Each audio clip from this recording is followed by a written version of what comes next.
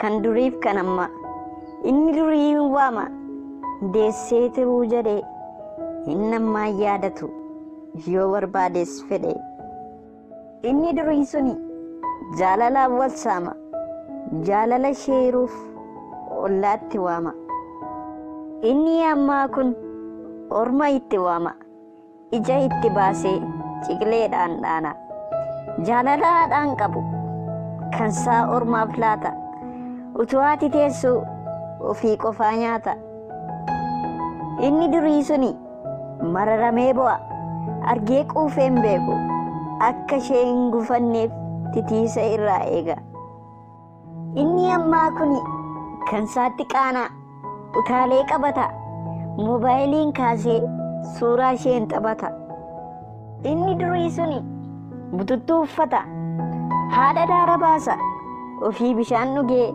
ishee dammoo baasa inni ammaa kuni waggaatti tokko kan inni yaadatu isayyuu miidiyaadhaaf suuraa ishee kaafatu inni durii suni jilba ishee irra ciisee ho'a ishee jaallata xiqqoon mol jedhee qabee ishee hammata inni ammaa kuni hammachuuyyuu miti waamuuyyuun saalfata haadha kooti jechuuf hiriyaa saalfata Bakka ani ishee waliin bakka kana caalaatti bufuu hin danda'u bakka nagaa akka gargar baanuuf immoo ijana dheeffadheera kana booddee gargarin baa bakka ishee wajjin kana caalaatti bufuu hin danda'u.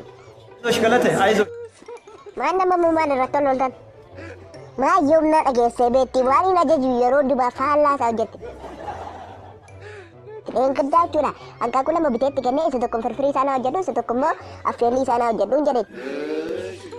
Ennaan isheen immoo maal gootu itti fakkaata isaan affeellii isaa hojjedhu ittiin jedheen firfirii isaa hojjettee hanqaaquu isaanii firfirii isaa hojjedhu ittiin jedhe immoo affeellii isaa hojjette na dhageessu bakka.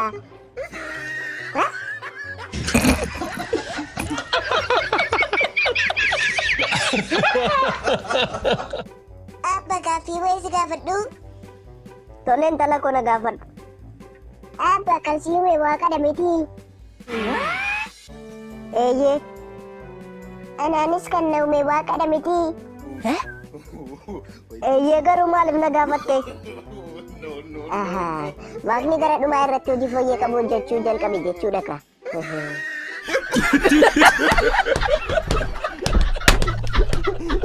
Yo, shout out to Caesar, man.